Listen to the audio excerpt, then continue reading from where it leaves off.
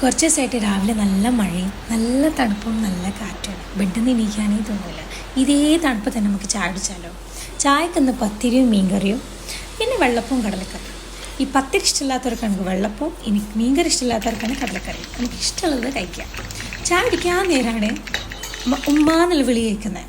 വേറെ ആരെല്ലാം മറിയ പിന്നെ ഉറങ്ങി എണീക്കുമ്പോൾ തന്നെ എൻ്റെ മുന്നിൽ കണ്ടിക്കില്ലേ പിന്നെ ഭയങ്കര കരച്ചില്ല. മഴ പെയ്ത് കഴിഞ്ഞാൽ വീട്ടിൽ ഒരുപാട് പ്രാണികളൊക്കെ വരും. അതിലേതോ ഒരു പ്രാണി നൈസായിട്ട് ഉമ്മച്ചിൻ്റെ കണ്ണിനെതിരെ പണി കൊടുത്ത് മറിയ പിന്നെ എണീറ്റ് പോസ്റ്റായി നിൽക്കല. പിന്നെ ആളൊന്ന് ഓണായി.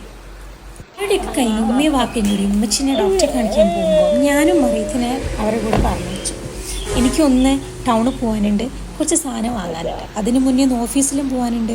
ഹാഫ് ഡേ എടുത്തതിന് ശേഷമാണ് ഞാൻ സാധനം വാങ്ങാൻ പോകുന്നത്. അങ്ങനെ അവരെയും പറഞ്ഞേച്ച് ഞാൻ വേഗം മാറ്റി.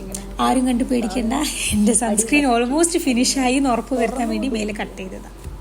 പിന്നെ അവിടുന്ന് നേരെ വണ്ടി എടുത്ത് ഫസ്റ്റ് പോയത് ഓഫീസിലേക്ക്. അങ്ങനെ ഉച്ചയ്ക്ക് ഓഫീസിൽ നിന്ന് ഇറങ്ങി നേരെ പെട്രോൾ അടിക്കാൻ പോയി. ഇത് നമ്മൾ അത്തോളിയുള്ള MRP പമ്പാണ്. ഇവിടെ നല്ല സർവീസാണ്, എനിക്ക് ഭയങ്കര ഇഷ്ടമാണ് അവരുടെ സർവീസും കാരണം. പിന്നെ പെട്രോളൊക്കെ അടിച്ച് നമ്മൾ നേരെ പോയത് പാരഗണിൻ്റെ നേരെ ഓപ്പോസിറ്റുള്ള കുമാരി ബനാന ചിപ്സ്. നിങ്ങൾക്ക് കണ്ടാൽ തന്നെ അറിയാം അവിടെ എത്രത്തോളം ഫേമസ് ആണ് ചിപ്സിൻ്റെ എന്നുള്ളത്. ഒരു ഭാഗത്ത് പൊരിക്കുന്നുണ്ട്, ഒരു ഭാഗത്ത് ക്ലീൻ ചെയ്യുന്നുണ്ട്, ഒരു ഭാഗത്ത് വാഷ് ചെയ്യുന്നുണ്ട്. ഞാൻ അവിടെ നിന്ന് കുറച്ച് ചിപ്സൊക്കെ വാങ്ങി നേരെ പോയത് ഒരു ചായ കുടിക്കാൻ വേണ്ടി അശോകപുരത്തേക്ക്. നേരെ ചായ കയറി. ചായയിൽ നേരം ഒരുപാട് സ്നാക്സ് ഒന്നും ആയിട്ടില്ല, കുറച്ച് സ്നാക്സ് ആയിട്ടുള്ളൂ.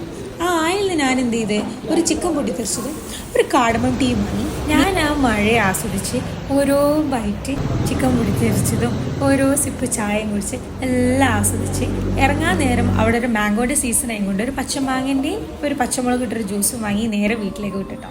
വീടിൻ്റെ താഴത്തുള്ള തോടാണിത്. ഇങ്ങനെ നിർത്താണ്ട് മഴ പെയ്തിട്ടുണ്ടെങ്കിൽ തോടും റോഡും ഏകദേശം ഒരുപോലെ ആവും. അപ്പോൾ എൻ്റെ വീഡിയോ ഇഷ്ടപ്പെടുകയാണെങ്കിൽ ലൈക്ക് ആൻഡ് സബ്സ്ക്രൈബ്. ബൈ.